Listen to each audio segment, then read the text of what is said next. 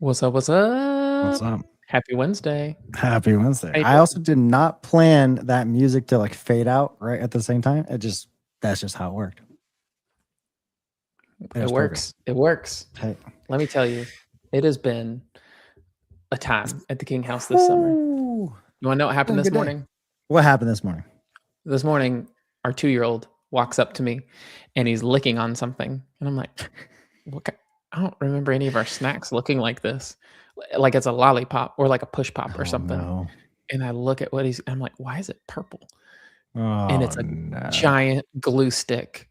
The homie has Oh found a glue no. stick, taken the top off, and it's just like straight up lollipop on a glue stick. And I'm just like, what is happening? What is Let's happening right now? go. I was just like, goodness gracious. This Does is it so this is how the day is gonna go. was it the non-toxic one or the toxic ones? I'm gonna I assume never non-toxic. know. I trust Allie. She didn't like she was like, She wasn't what are freaking you out. doing? Silly. Don't do that. But she was not like, Will, call poison control. So I'm assuming that we're safe. They're like, he's good. He's good. But Oh goodness. it's one of those things where like then the roof of the tongue sticks to the roof of the mouth, like maybe Can you glue's imagine? there. I feel like, actually, you know what, buddy? You keep licking that. Let's just keep Let's see your what tongue happens. shut for a minute. That's fine with us. Oh goodness. What you been Where's up the to? first thing it gets stuck to? Not much. A lot at the same time. It's been a great summer. I feel like there's been a lot going It has on. been very summer. Much Like summer. we haven't been able to do a show the past couple weeks because like you were out of town. And then I was coming back from parental leave. So like I took my last 2 weeks of parental leave, Yeah, They we're being very European about it. Like very, very. the But European are just like, it's summer. Why it's just whatever. Like we're relaxing. If just work has work. to take a backseat, so be it. Yeah, you just do whatever you gotta do. But it's funny because like I now that I have 3 kids, I have learned that maybe the Europeans have it right for like the like parental leave, in the sense of if I was given an option of taking 3 months off at the start of when my baby was born, or 3 months off when my baby turns a year old, I would choose the year old every single time. Because that's when like things Things like are the actually craziness happening. actually Oh man. happens. Yeah, it's like, hey, when the thing can do more than just lay in the same spot on the floor, that's when you need multiple parents. You know, like Yeah, when you can't take a nap because they're not taking a nap anymore and they're like boycotting naps, that's when you really need more than 2 that is parents. 100% the truth. My goodness. I love it. But yeah, my week has been good. It's cool because like a couple weeks ago we talked about my MIDI guitar, and I was mostly just practicing with it and kind of like setting it up because there's so much when you have like a new instrument.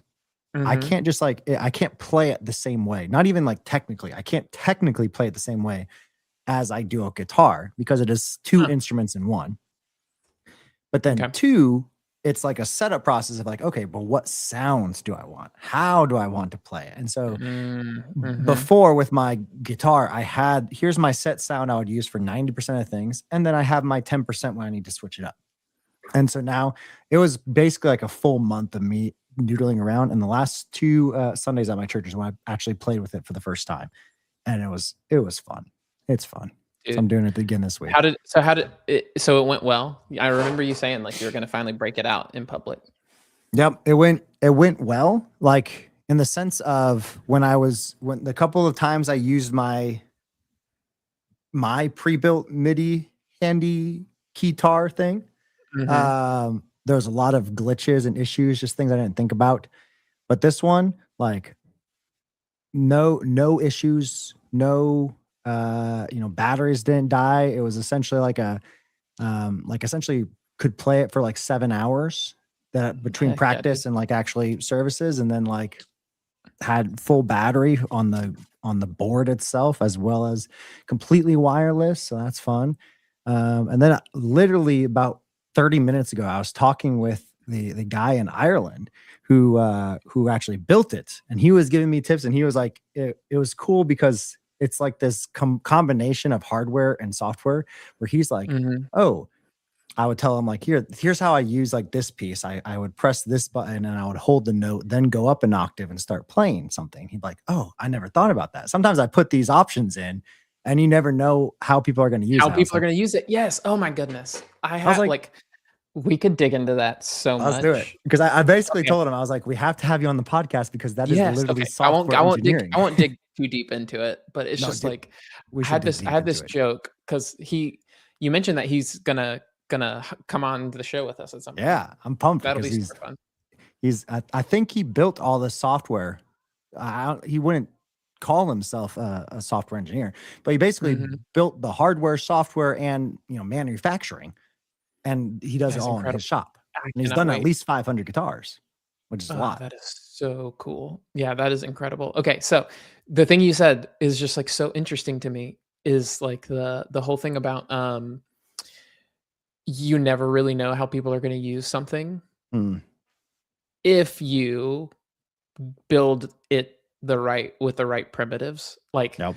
and I had this, like, tweet, like a week ago or 2 weeks ago where it was just like, is like every company's just building primitives now. Like that seems like if you hear a pitch for like a YC company or like some new AI startup or any startup at this point, they're all like they're not actually building products. They're building like primitives for other people to try and build with. It just seems like. And it's just like that's like one of the hardest things I think to do as an engineer and a designer is to get that right. Like Mm, how do you get the right like if you make it too free, like too custom, too configurable, yep. then people don't pick it up because like how do I even learn this? Like how like there's Where do just I too start? much. You're right. Like where do I Yep. start? But like so it's like how you there's this like master like mastery thing around like how you build good primitives to where like people can get started Mm, without having to know everything, but you don't put a cap on the people who like dig deeper and want to take it even further. And like the fun part is like what you said, which is you like if you can leave that ceiling as high as it can go, like you don't know what other people will be able to do with what you've done. And that's got to be like that is like the dream, like for me as like somebody who creates something is like can I build some creative tool that I would be shocked at what somebody else has made with something I built. Like that is like I think that it to me is like the ideal project in my mind is like I've built something that other people can make things with yep. and I just get to see what they have made. I love that idea, and we'll take notes, or I'll tell Claude to take notes for us. But basically, like I love the idea, and we should use that as like the launching ground when we have him on the podcast because I think it's like because I'm the same way as you, where if I Mhm. shocker there, for everyone, longtime listeners to the fan of the show, but I'm like I love the fact that there is these, you know, almost like cult followings of specific software and even like hardware, where it's like Mhm. they're using it for something that it was completely unintended for.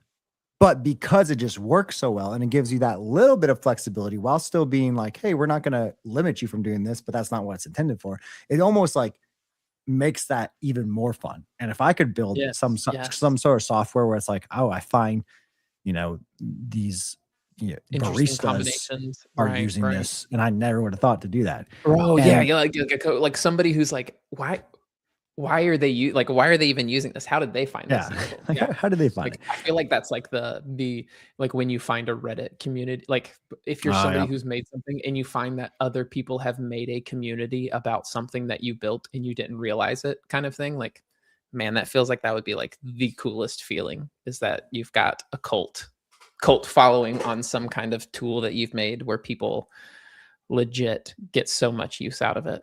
yeah. People in the chat. First of all, thanks for joining us. Hey, Peak and Flow. Hey, Jesse. Hey, John. Hey, Emmett. But yeah, I'm curious. because I can't think of any off the top of my head right now, but I know that there are like specific products in like Yes, I will the join your cult.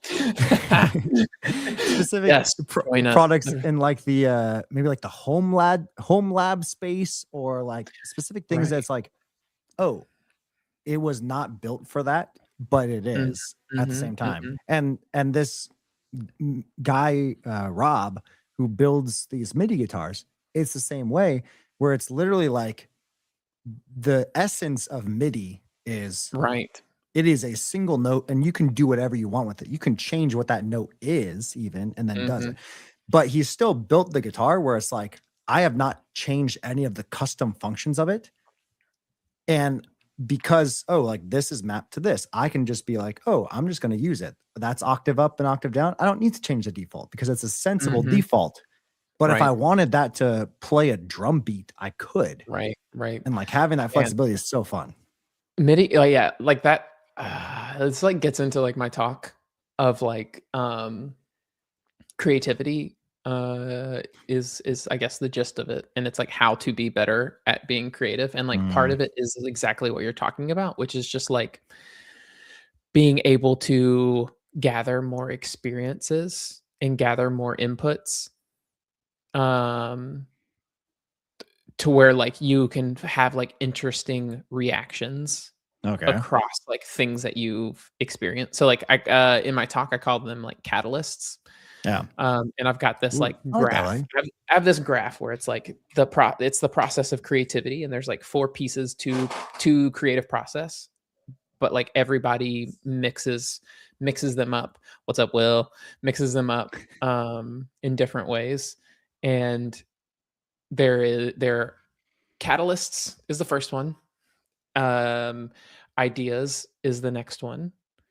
Reality is the one after that, and then evaluation or taste is what I call it because it's like in a talk you've got to say like I'm like I got to bring up the elephant in the room because everybody's talking about taste, but taste is just like the process of like evaluating and reflecting on your work. And then like the catalyst piece is like what's so interesting to me in like creativity, because there's so many different types of creative catalysts.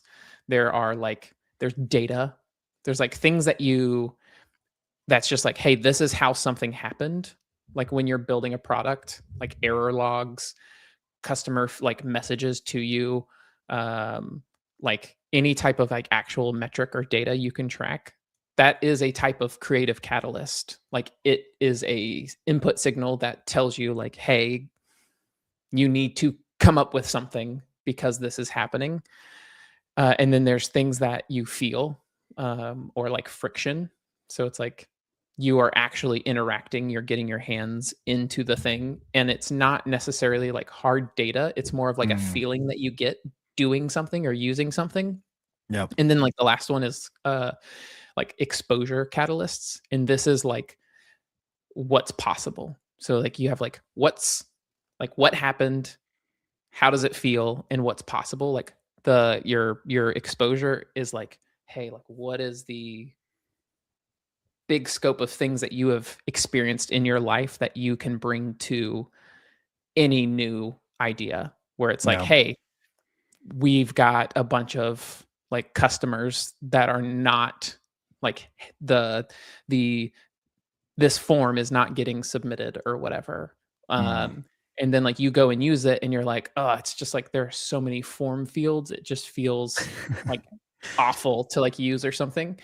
And so like then like maybe your unique exposure that you bring to like coming up with ideas is like maybe you play a lot of video games, and like there are like interesting ways to like gamify filling out a really long, boring form. And like, so Yeah. your idea is like some sort of gamified solution where you're mixing all these catalysts and coming up with an idea. What's up? What do you need? You need Gerald the giraffe. You can get Gerald the giraffe. Everybody say hey to Gerald. Alex. Hey, Allie. She just slapped me and said, "Don't interrupt him." There we go. But yeah, so Interruption it's king. like MIDI to me is like one of those super interesting catalysts, because it's like it could be anything. So it's like Yeah. fully up to like whatever it's this input of like, oh, hey, like there's this technology called MIDI, and it's literally like these different types of inputs that can do anything. You can put them in guitars, you can put them in like keyboards, you can put them on touch screens. You can do like I've got something interesting to share in a little bit. Ooh, That's like a different there we thing to go. it, but it's just like there's so many. I'll just actually let me just share that one. I'm gonna drop this one in because it's just so applicable right Let's now. do All it. right, let's watch this.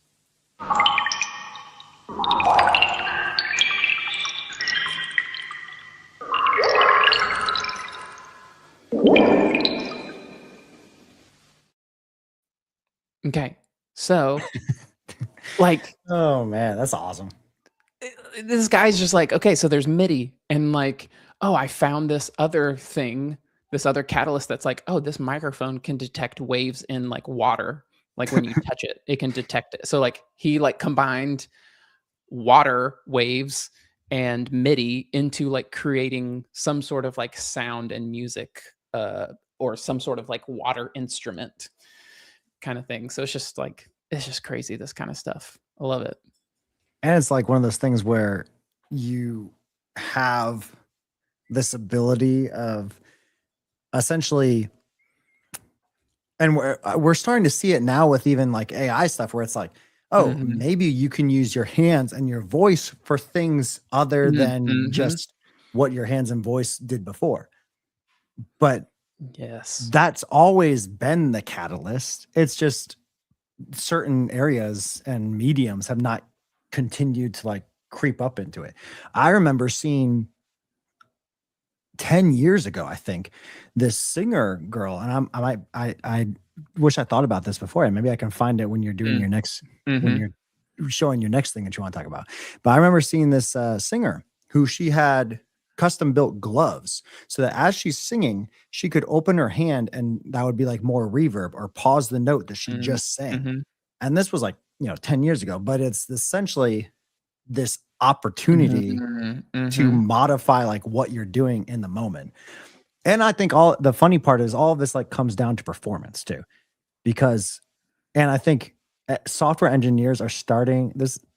This could be a whole topic of itself. I started writing a talk about this. Software About engineers what? are starting to perform more than produce. Ooh, okay, there's so many ways that you could take that, like, perform as in, like, they're not actually, um, I mean, it's in a good doing way though. doing work, they are Yep. just, Yes, performing, Jesse. Thank you. like, it's not actually, like, good engineering, they're just being, like, performance artists or something like that? Or what do you mean, or you mean just more like they are becoming more creative in the way they approach their work? Yeah, I mean it more like I was intentionally trying to have it be like the double entendre kind of thing. Yeah, yeah, yeah. Um, We love but gotta love a little, like, something that, like, digs at people, like, where they yeah, might a get a little bit little of mad like about it. They're like, "I'm a little gonna come to clickbait. this be mad at him about it." Uh, but what I mean is that before our job as software engineers was always, hey, here's this ticket. Let me think Mhm, through the process. Let mm, me type up some things, change some things around, and do it. And it is very. I am putting this in the production minefield now, where it mhm. is a lot more touch and go. It is a lot more um there's a lot more action and almost like this call and response type of thing. Oh my And I goodness. feel like it is this aspect of performing in a lot of ways where Yeah. even most people are starting to, or the majority of people are starting to understand, oh, if I talk into AI, it's a lot easier just to transcribe my thoughts than to actually type it out because I can do it a lot faster. But I think in a way you're essentially performing. You're saying, and then when I do this, like it Yeah, becomes a yeah. live performance art instead of a Right, production right. Okay. capability. So, what's really funny is that we say this, I think, every episode, but, like, we would have a much better but better show if we just didn't think the same things. Like, our brains are too similar in the way we think because I legit had this. I was on a run yesterday, and as I was, like, getting done with my run, I was, like, coming up with this, like, new talk idea, which was it's very similar. I think it comes from like the same catalyst, and this like it's creativity. Like we can see the same things in our environment and have like Yep. the same catalysts, and we've got a lot of overlapping creative influences. Whereas like yours went more towards like music and performance, and mine went more towards like a different way. I'll explain. I'm not sure how to explain it, but in like a single word. But I had the same thought, which was just like, you know, shout out to Jesse who's here. Like before, engineers and people who did like software work, especially engineers, and I would say Mm. even like designers to a certain degree, especially as they worked in like real enterprise type products, or like bigger like software as a service type businesses, like you were constrained on your process. You had to work a certain way because like you needed to be able to work fast enough, and the tooling and what was available there were, I guess, like the way I was thinking about it was like, really the only people who used to change, like customize the way that they did their work were people who were like willing to dive so deep into the technical bits of it, like the Jessies of the world who are super into Vim, super into like Tmux and NeoVim and like keyboard shortcuts and like custom like window layouts. Like they would do all Yep. this so that they could have more control over their environment and like their process. And like what was so interesting was I think what happened was I was getting done with my run. I saw this tweet from Jeffrey Litt. He's at Notion. He's one of the designers there. And he says, I call this walk driven development. And he's like, before I start working on a thing, I go on a walk and I just talk into like Chat GPT and get it to transcribe this whole like open-ended creative conversation that I have about like Yep. the questions that I have, like what are the problems, what are like solutions that I have ideas for, and like I just go on a walk and I do that, or I just talk out loud to it, and then that way when I come back to my desk, I have this transcript and it is already starting to like propose like solutions and like pathways and like things to where, and I just saw that and I was like, I think what's so great about like what AI has done is it has enabled what kind of like what you said, where it's like a performance. But I thought of it more as like, it's like everyone can control their own process now Mm. so easily. Like whatever way that you work that makes sense to you to work, people can now do that because they have like assistance in building the infrastructure around the way that they want to work. And like this is happening for like engineers, this is happening for like creative people, because like there is this tool now that they can get to do the parts that would just require so much mental overhead. And like because it's not something anyone else is using, it's okay if they just slop it out. Yeah. Like maybe they Yep. find it over time, but like I don't need it to be super duper robust. I just need it to work for me, kind of thing. And so it's like it was like the same thing where I like, what's the idea here? Like there's some idea here that is how people, like AI has changed how people can work so that everyone can work the way they want to. Mm. But yeah, Yep. no. So it's so interesting. I love it. I love Cool. it. What's up, Mark? How you doing today? What other topic you got for? Well, I have two topics. So Okay. I have Start two off. topics. I'm going to start off with a fun one, which is I do this periodically, but we're just going to call it like a fun feed, where I've just gotten into like Instagram. I have like somehow gotten put into this part of like Instagram that is like super duper interesting and creative, and like I've just been like enjoying it. And so I just captured some of the creative people and creative things that I saw that I really liked, and I want to share it with everyone here because I think Go. they're awesome and I think everyone else should see them. So I'm going to start Well, off with show and tell.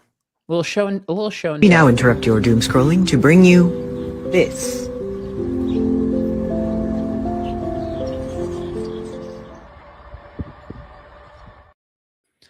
thought that guy was so cool. Like just his art style, like his unique take on like how he wants to do art. That's his like whole feed where he takes videos of like actual places and then does like really fun digital illustrations on top of whatever those like videos are. That one was super fun. Check this out.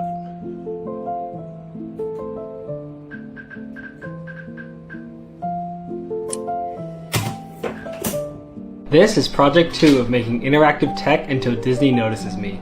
Project 1 was the lamp and it kinda went viral, but today we've upgraded to this bookshelf. First I set up the projector. Then I wrote a program that lets me add borders around any objects on the wall. I chose some colors and even added some sound effects. After creating the borders, we can now run code whenever we click on it. But I wanted to make the book literally fall off the shelf. So I built this mechanism whose only purpose in life is to push a book. And finally, we put it all together to get this shot.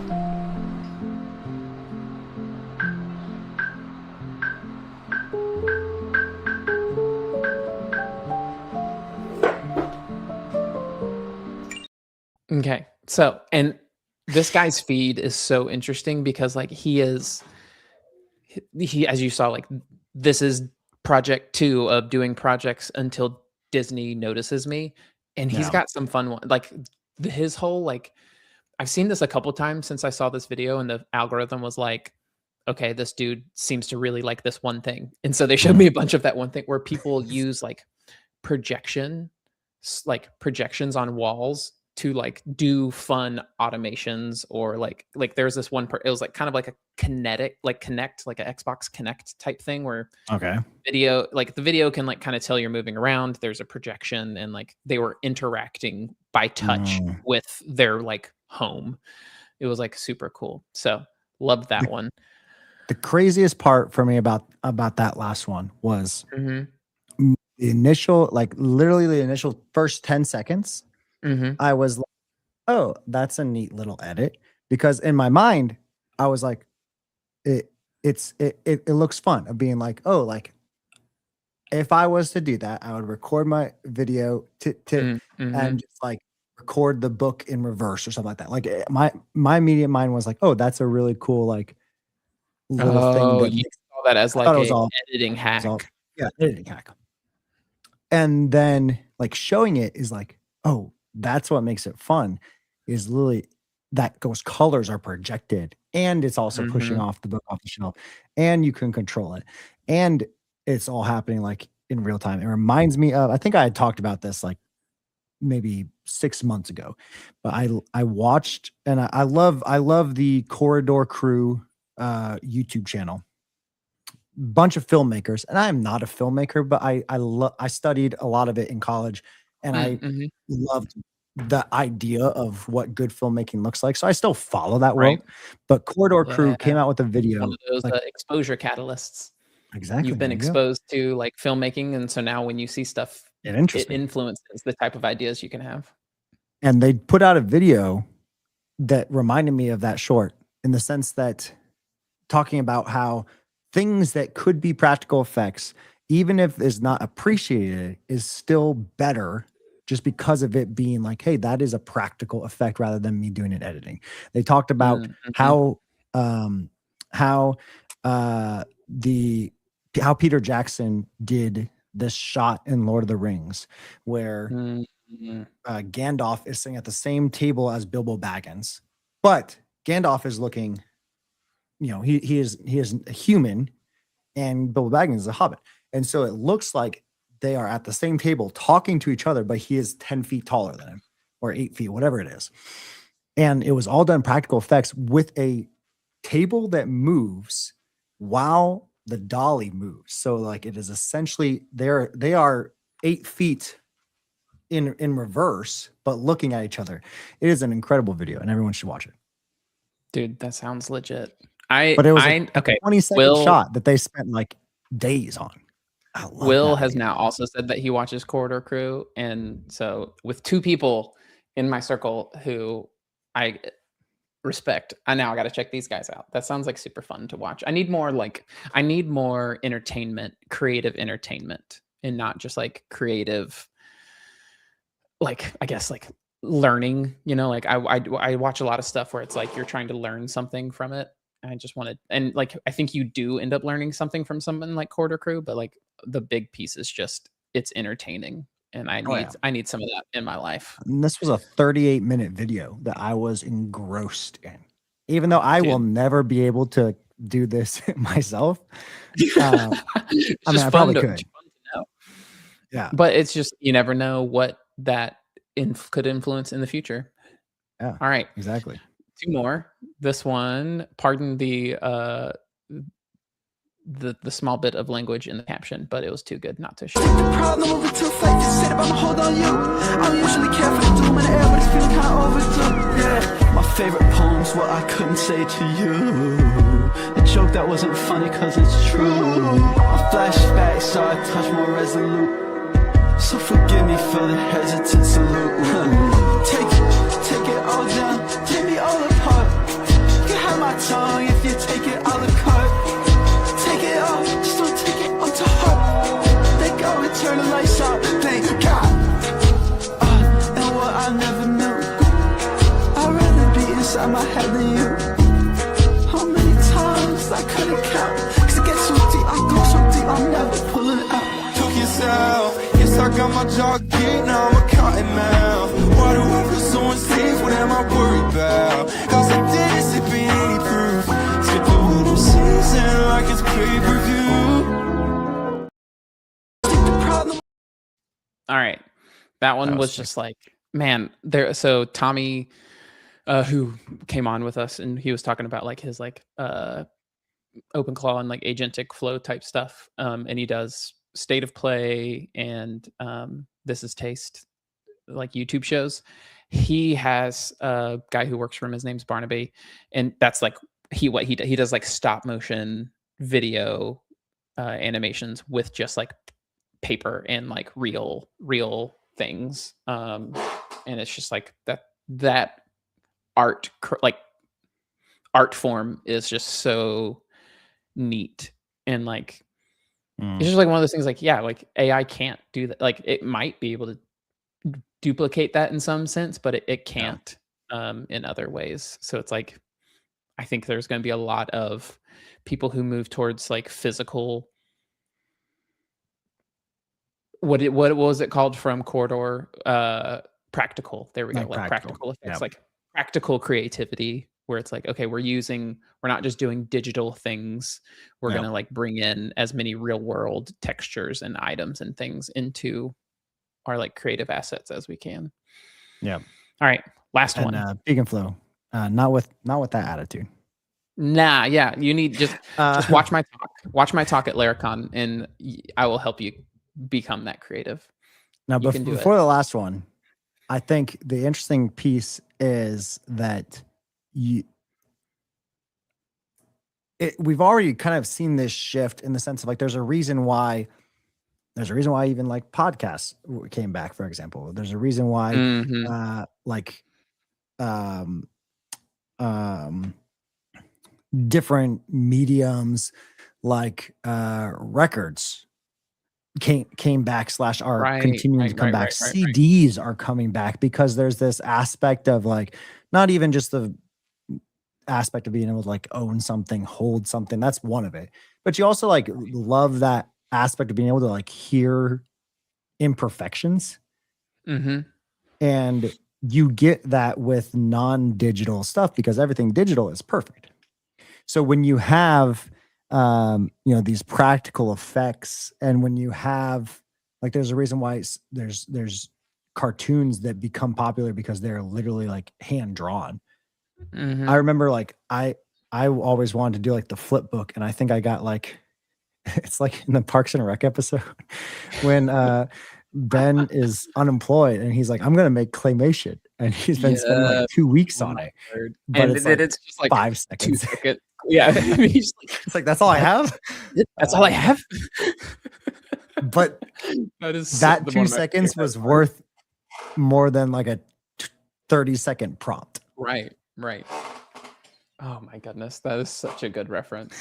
I love Parks and Rec. Okay, I've got to pick. So like for Laracon, I've got to pick a walkout song. Ooh, okay. And speaking of Laricon. Mark said he's the Lariprom DJ. Yes, that's what made me think of it. Mark, you've got to put Goodies by Sierra on the playlist. Allie's going to be there, and Allie loves Goodies by Sierra. It's a good one. And she'll know that I got it put on the playlist if it's in there, because there's no way that Mark's going to put Goodies on there. Okay, so I've got to pick a walkout song, and Allie was like, I'm gonna pick it for you, and I was like, that's fine. And so she was going through a bunch of them. And have you heard the you watch Brooklyn Nine-Nine? Yes. Okay, she was like, I'm gonna make you walk out to the Brooklyn Nine-Nine dun dun dun dun dun. That would be a really good walkout. That's a good walkout. She was like, I dare you to walk out to Goodies, and I was going to do it. But then the first line is like something about being good with broads. And I was like, maybe not. Not the exact creative flow that I'm looking for. I want to be sending out. She's like, it's fine. Just tell him I picked it. Approved by my wife. Yes. Well, what's funny, she was like, there's one that is, I'll have to think about it. There was like one where she was like, you should put this one. And then you can make them think that I did it. And then she's like, and then I'll just go behind your back and tell Aaron to say that Will picked it himself, like right before you're like announced on as like the MC. And it was like something that was going to be like very like, I'm bringing sexy back. That's what it was. It was like, I'm bringing sexy back. But then I'm going to tell Aaron to like say that like you picked it yourself and you didn't have Allie's help. Even if you say that Allie helped you, kind of thing. And I was like, you would. All right, this is the last one. This one was like, man, I'm just gonna play this one. And then if I had $1 for every time someone placed a pixel onto this canvas, I'd have $60,000. And oh wait, I do. It's officially been 1 week of my project where for $1, you get to decide what 1/1 of this artwork looks like. And already the canvas is 6% complete. A lot has happened, but by far the biggest community we've seen so far is this massive garden of flowers that now stretches halfway across the bottom edge. And now they're stacking on top of each other to expand upwards as well. An unusually long German flag seems to be stretching across the middle, while hundreds of people seem to be dedicating mini artworks to the ones they love. Then there's the hive, which is just a bunch of yellow hexagons who are dominating the right-hand side of the canvas. On the left is their enemy, the Void, who claim they would consume the entire artwork with black squares, only to stop entirely after 48 hours. There are even plants growing on it now. This guy just paid for a massive green line, all while actually creative pixel artworks are showing up all over the place. And honestly, for only 1 week in, I never thought we would come this far. Okay. How cool, like, I just saw that and I was like, okay, so you're telling me that some kid was just like, I'm going to make a gigantic pixel grid that anyone can pay $1 and put a pixel on it of these set colors. And then he's made 60,000, like, I don't know where it's at now. I just saw this one video and I was like, I mean, even just $60,000 is incredible. That's insane. It's just like how simple an idea can be if you've got the right idea, because it's like, like it's just $1. Why wouldn't I do a pixel? Oh, well, let me finish this picture. And then like, if you've got the entire world involved and like those friends tell their friends, and like, I like how he like did like the edit to where he's like trying to add like story to it to kind of like pump it up and like get people engaged in like what people are trying to do. It's kind of like the, what's his name? PHP guy who's like famous for Levels. not using any frameworks. Yes, Levels. And he did like his like video game with planes and blimps and all that kind of stuff where like it's like the same thing where it's just like there's this virality aspect to it, and it's like the dumbest, by dumbest I mean the simplest concept, but he's the one who had it, and so like he gets to do it, and like he is making the content for it and promoting it and getting people engaged across the internet. And it's just like, I saw that and I was like, that is a good reminder that like ideas don't have to be crazy. Like it can be something simple if you've got the right hook, you know? Yep. Exactly. Anyway, that's it. That's my show and tell. Nice. I love it. Well, I've got a couple of those videos from that I looked up of those gloves because it was just too good not to bring back. It's only like 3 minutes, but then I do have one topic to talk about. Okay. But Let's this was the videos since we've been on think video. Video Duty. This is the first one I think I had seen. Here we go. So basically, right now I am going to just like do this, and then I am recording my voice. Do this, and then so I've made a loop. Recording my voice. Like, and do this. You might hear it a bit over there. I am recording my voice, and a bit over there, and then hopefully I am recording. And then I'm going to delete that just by dropping my hand, so it's not there anymore. But I can record it again. Okay, there it's gone.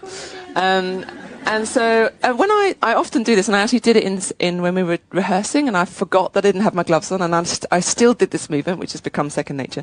So when I want a reverb, I go into secret finger, and then over here, secret finger is 0, and when I go over here, I've got a really long reverb, and I've got reverse. On my right hand. Oh, right hand. Right hand.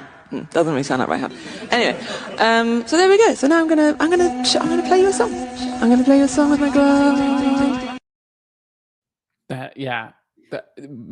One of me and Allie's favorite songs is that song. I'm now forgetting the title, but We Will Sing It. Yep. And it's just like if it comes on, we're belting it at the top of our lungs. And we would just like listen to it all the time when we were dating. It's such a good one. It's such a good one. So cool. Okay. This is another example of it that I saw someone else doing. This is not Image.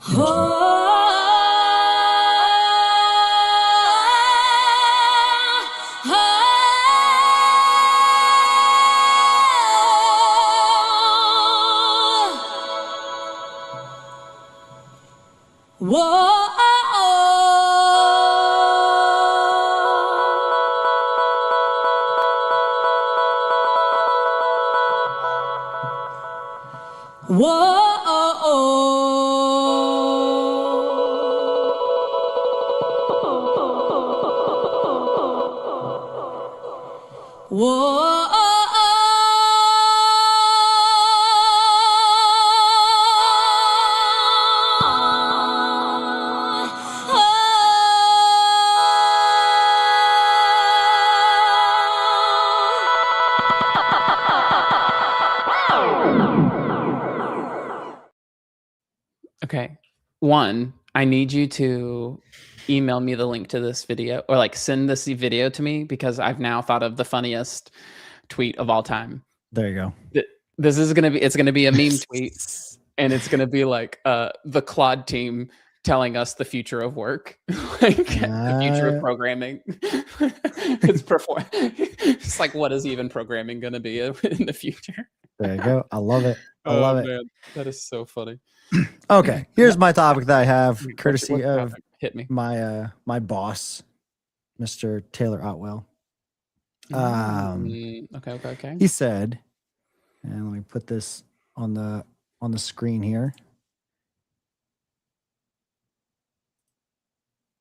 He said, if you're estimating any new project, your default should be to assume it can be done in one day until proven otherwise. I literally don't care what it is. I don't care if it's building an airplane. Why would you start with anything longer than that? It's the central premise, and why, and we can get like into agree, disagree, but then I think like it's perfect to what we just talked about. Right. Almost everything that we just talked about. His central premise is that there is always a version of the thing you are trying to do that can be done in a day. And so why are you trying to do like the thing that can be done in 10 days or a year to start with, instead of the one that can be done in a day? Right. Okay. That's interesting. So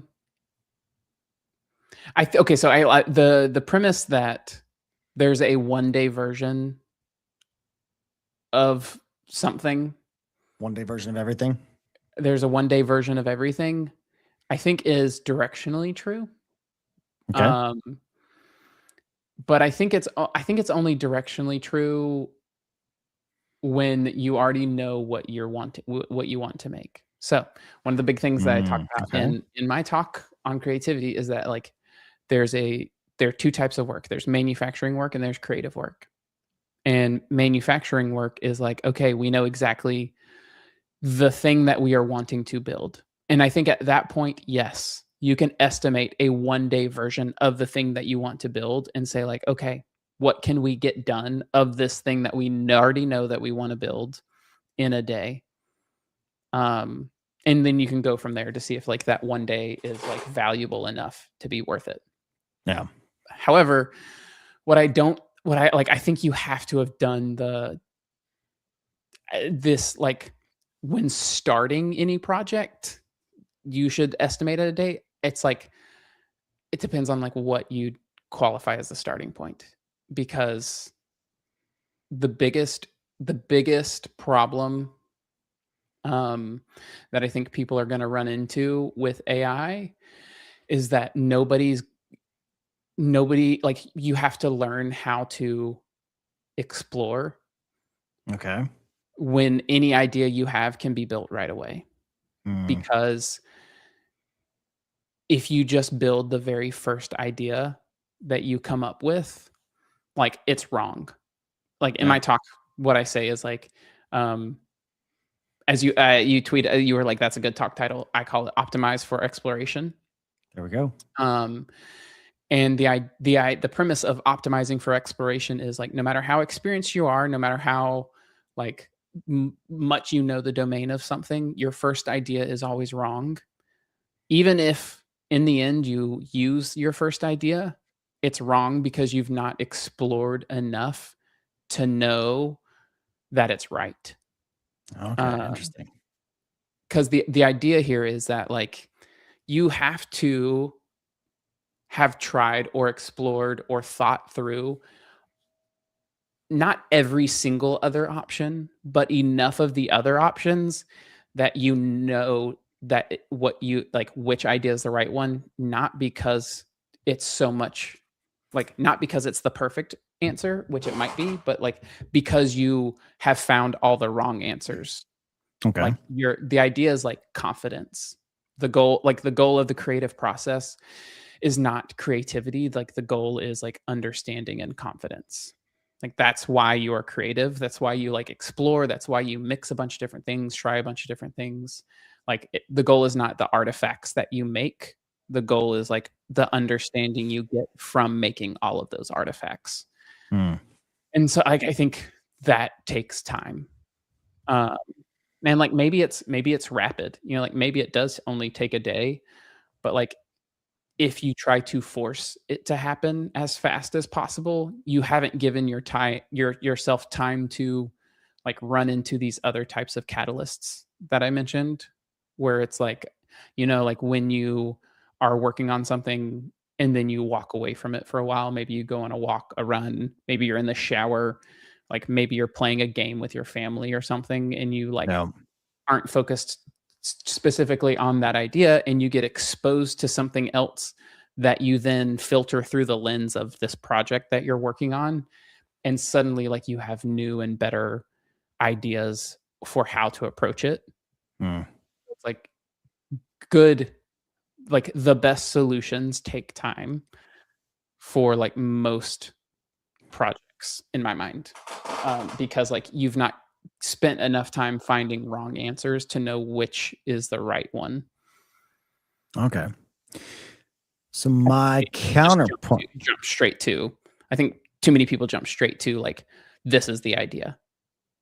And like Okay. how do you See, know? How do you know it's the idea?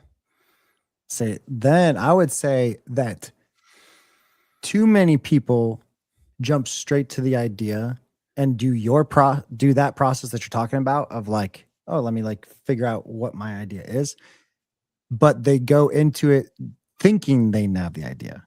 I think both don't have to be mutually exclusive, Okay. and there Interesting. should Hit be me. this instead of saying, hey, I had this idea, let me build it. I think there's an exploration phase that needs to Mhm. happen. And most Mhm. people are like, oh, I'm going to build it and explore as I build, which is not the right process. If we're bringing it back to my talk idea of the Okay. developers are performers and not Performance. producers. Yeah. I think most people in the traditional way of doing things are like, hey, I'm just going to continue to chip, and then I have this final thing. And in reality, that final thing probably could have been built in a shorter time, maybe a Right. day, or at least a version of it probably could have Right. been built in a day if you had the background knowledge, right? Right. But I think the process is still like, I'm going to build instead of I'm going to rehearse. It's so funny. Like you and me are it's just like, do you always have like the musical metaphor on the thing? And then you have like the Okay. design Yeah. one. Keep going. Keep going. Because so like if I am going into the process of I'm going to there's a difference in the music world, I think, of like the difference between rehearsing and then like a rehearsing or practicing and then a playthrough or Sure. sound check. Sound check is like I know what I am doing and I am just like double checking that the actual performance is going to be exactly how I envision it. Rehearsal, I might not even be playing like that exact song. I'm like playing like, hey, I'm going to do this and I'm doing this because I know that when the song comes, I need these particular pieces. And I think most people who are building as developers, especially when you're like, I have this idea, they immediately jump into performance mode. When you're like, have you ever built yes like with this tool or like this thing?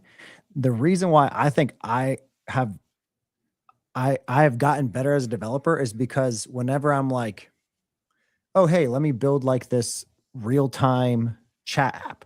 I know I could literally build that in like an hour because I built other real-time things that were like so small Right. in a day. Yep. And so it's like all the, like I rehearsed being able to do those pieces so that I know how the final product is actually going to look like. 100%. Okay. So 1, Henri, better late than never, man. Good to have you. 2, What's up, Henri? 2, all right, you called it, your metaphor is like rehearsal and like performance. In my talk, I call it shortening the loop. Okay. Okay. And the reason is it's like one of the biggest problems people have when they are doing creative work is they try to solve everything at once and they aren't working at the right fidelity. Yep. And the idea, like, and in my talk, the way that I'm going to do this is by like showing, is that pickle juice? That looks like you're drinking. It kind of does a little bit. It was passion fruit lemonade. Nice. LOL. I just thought that was like pickle juice immediately. But I call it working at the right fidelity because like I think some people see, and I'm going to show like the way I'm going to do is I'm going to walk through like the process of doing industrial design and like the different phases. And I think a lot of people see that type of work and they think, well, that's just like they think that's a performance. Like they think they're doing these things just to like check a box or to like to say that you've done this process that is the way it's supposed to be done. But like really the reason that you do this type of process is because like you need to work on it at the right fidelity. Yeah. Like you need to it's kind of like that metaphor of like you have a jar and you have big rocks, medium rocks, little rocks, and sand. And if you put all the like sand in first and then all the little rocks, then the medium rocks, you don't have room for any of the big rocks. Whereas like if you put all the big rocks in first, then the medium rocks, the little rocks, and the sand, like you can fit everything into the jar because you worked at like the right fidelity. So like the idea here is that like mood boards seem like nonsense to people sometimes, but the purpose of a mood board is to just capture like what problem are you trying to solve? What you're trying to solve is like what is the emotion? What is like the visual language? What is the feeling that somebody should have for this like visual project that we're trying to do? So like you don't need to do that. You don't need to be mocking up interfaces and trying a bunch of different colors and trying a bunch of different like button styles, like because like you don't even know what the language is yet. Like you don't know how it should feel. Like you're just taking like you're you're working at the problem when like the aperture is at the absolute widest. And so like the idea here is like you shorten the loop by working at the right fidelity so that like as you get to the things that require more detail, you have already answered everything else. So like the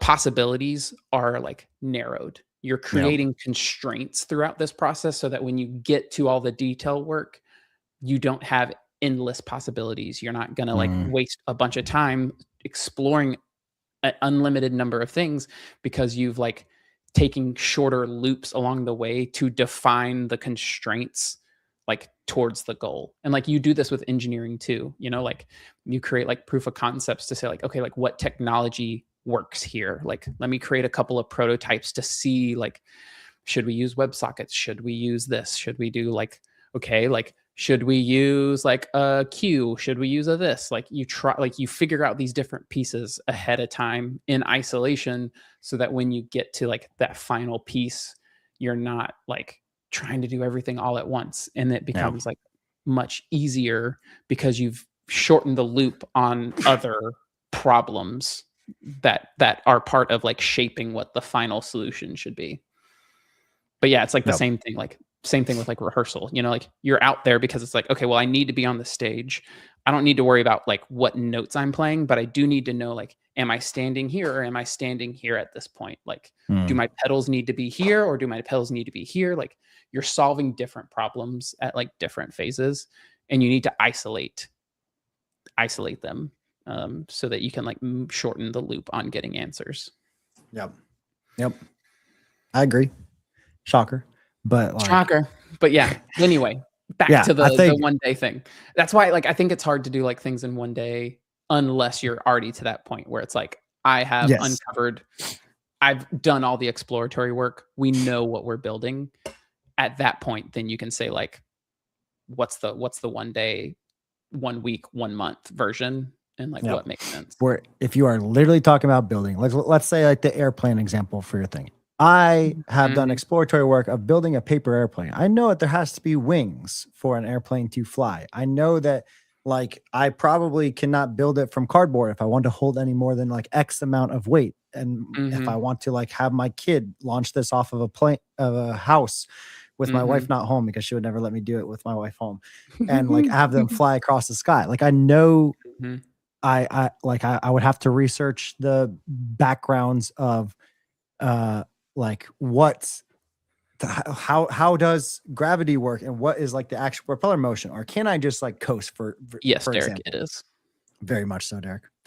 And so like I think we're saying the same thing in the sense of most people jump into building before they get to the actual point of, can I actually have the ability to build this in a day and knowledge, therefore, to build it in a day. Exactly. Yes. And then the ability to also cut scope down too.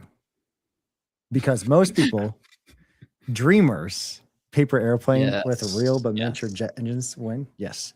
Most people who are dreamers might have all done that acknowledged research. Right. But then we'll be like, I could do it all. I could build it. And all of a sudden it's like a year into it because you're either being a perfectionist or you like took off way more than you could chew. Right. And there's that. You're not looking at the full picture. They're like, how can I build a full thing and then build a more detailed full thing and then build an even more fully detailed full thing? Like at all points, I think what I would take from that post is like, there is a version of your project where it is complete and usable that can be smaller in scope.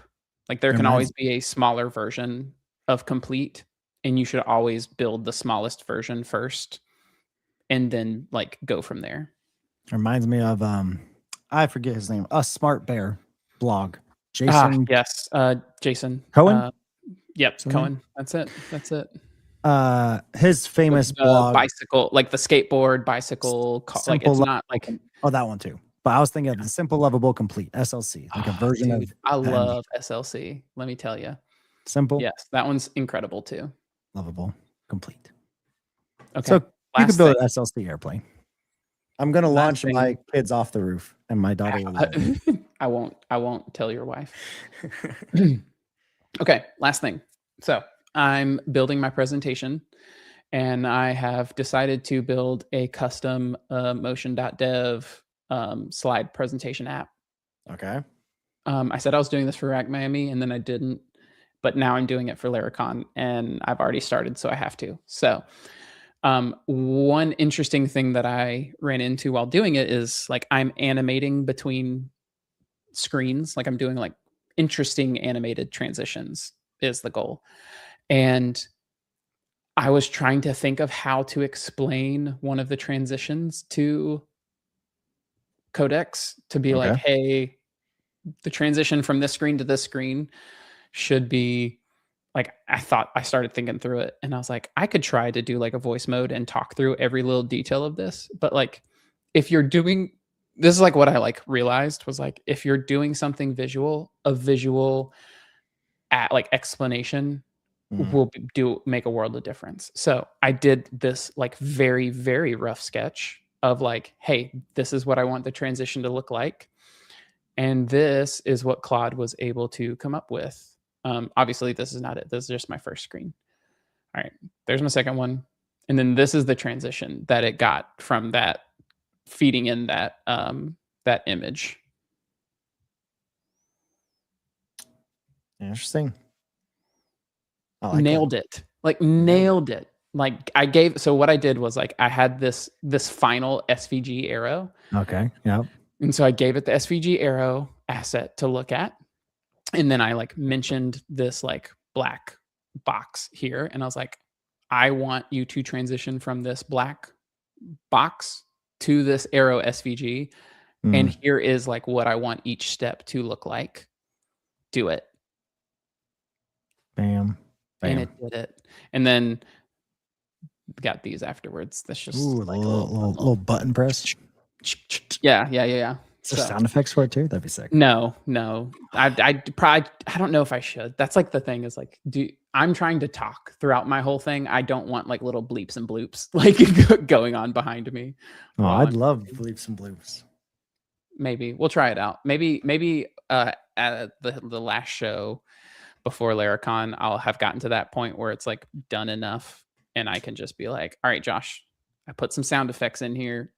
There we go. I'm going to like talk through some of this and you tell me if this looks like trash. Like it feels awful. Like when I'm trying to, because I just feel like when I'm in the middle of a sentence and the slide's going like blue blue, like I'll be so distracted. It is funny that you say like you making that thing made it like making that little sketch made it so much easier than you could talk there. So it's still like it's the performance aspect again, but it's also like this aspect of directing the AI in a specific way. And I actually we gotta stop doing it, but I actually built the similar thing into my like AI harness that I'm building, where there's an essentially like an Scala draw node that you can open up. And so when you want to have the AI look at it, you could just be like, hey, look at this sketch. And then do it that. Same thing with like if you're annotating on like the actual browser preview and stuff like that. There's so much that it's just like there's so many modalities, I think is the fancy word for it, of input that you can bring like that I think people don't leverage enough yet. And I didn't leverage enough. Like I was legit, like I've always been a typer. And this first week was the first time where I started talking into the microphone with chat, because I was like, oh, there's just so much that I want to try to explain to get this across. And I was like, I don't want to type all that. So I just started speaking. I was like, this is incredible. Voice is awesome. And then I was like, well, I'm not even with voice. It would take like a lot of detail to try and explain what I want this to do. But visually, it's a really simple drawing. Like it was not that hard to like I threw it together in like 30 seconds and then threw it in there. So and the interesting piece is like we need to have an episode where Josh gives us an update on it. But yeah, little demo. Been building a harness for a while. I have. It has now consumed my free time, but in a good way. So you're going more all into it? I'm going more all into it, but tough part is like the piece that makes my more unique. Like I love using it myself, but the piece that makes mine more unique is with like it's multiplayer, and that's hard to test by It is myself. a harness. Yes, very, very meta harness. Think like Figma, but like a Figma version of Codex. That's what it is. An instant canvas harness is but all the visual guy like me wants. But the crazy thing is, like, you started doing voice. I started doing the HTML plans, like asking Codex to create an HTML version of the plan after we talked through it more. And then being able to put that onto the canvas. And I haven't done that yet, but like it is interesting to just be able to like open it up, be like, oh, this is so much easy for me to like just grasp. Process. Like, wait, what? You mean all the principles of graphic design and hierarchy and layout actually make a difference in how people process information versus than like 6 document? paragraphs of a text file? What? You're telling me that all websites are not just markdown text for a reason? Wow, mind blown. Yes, so not solo, but multi. And that can all talk to each other. It's very difficult. If by next week I have a better even if it's not demo. good. I think here's what I think you should do. It doesn't have to be done, Josh. It's Riff and refine. Like let's riff on it. Like let's see what you got so far, even if it's ugly, even if you don't like it. Let's see your ugly. It is very ugly. Design is the last thing I think of. So like when I build it, I wish I was that way. I'd build things so much faster. So I'm just gonna build it as minimalistic as possible, so that then I'll add like a little splash of color, changes the whole thing. You add one color at the end, and you're like, it's incredible. It's complete. Exactly. We'll riff on it. We'll riff on it next week. Okay. What you got next week, other than a forced presentation of your ugly baby? Yeah. What I got next week? I am for work wise, I have been focusing on a lot of cool Laravel cloud and just Laravel updates for the upcoming Laracon. My anniversary is next week. Big announcements coming. Yep. My anniversary is next week. Oh, dude. I think I'll be back in time for the show. I'm gonna guess. Let me guess. I'm gonna guess. This is year 11 for you. No, 7. Lower. 7? Okay. I was like, you're either higher or lower. Yeah. Okay. This is our 10th. That's what I thought. I was like, it's your 10th, I'm pretty sure. But yeah, now think about it. I think we'll be back in town for next Wednesday. But I'll no worries if we're not. It happens. It's the summer. There you go. Also, it's your anniversary week. Yeah. Where are you going? My anniversary's on Tuesday. We're just going to my my in-laws' house up north. Nice. So it'll be cooler, a little cooler. Yeah. Do some camping in a trailer. So hot this summer. It is hot. It is 108 degrees outside right now. Ew, that is disgusting. Yes. That's 80 degrees in my office. Which is also you need warm. You need a mini split up in there. Yeah, I do. I can have the AC on, but it is also still like loud, so I can't really record videos with the AC on. I get sometimes. I can record the fan on. That's nice. LOL. I do have a little. You have like a plug-in freezer. You just stick your head in periodically. Yeah, there we go. A fan. There you go. What about you? What's next week? Next week, I've got to get my talk done. So I'm now at the point where I figured out the pieces that were not feeling good about the structure of the talk. Okay. So now like talk's done, examples are done, for like what I'm going to like the real practical examples of like creativity, blah, blah, blah. Now I'm working, as you saw, through the slideshow of everything. I've got a design language going. So like, I'm feeling good about everything. Now it's just getting all the slides designed and built. And then I think there's like maybe two demo-y type things that I've got to build to complete the picture on some things. But it's like, I'm going to build every slide and have everything done before worrying about like the extra demo type things, because those can always be super vibe coded if they need to be, you know. Yep. So Yep. There you go. Those are the little additions, as they say. yes, exactly. Like I don't need this to work next week. I just need it to work today. So like There you go. whatever hackery needs to be done to make it appear the way for for the 10 to 15 seconds that I'm showing it. That's all I need. Exactly. Fantastic. I love it. Sweet. What's Well, up, thank you, Keegan? everyone. You made Yeah, it just in Keegan. time for us to say goodbye. Yeah, I was gonna be just thank you for everyone in the chat for hanging out. It was a good Always, day. absolutely. All right. See y'all. See you, everyone. Have a fantastic rest of your Wednesday. Absolutely.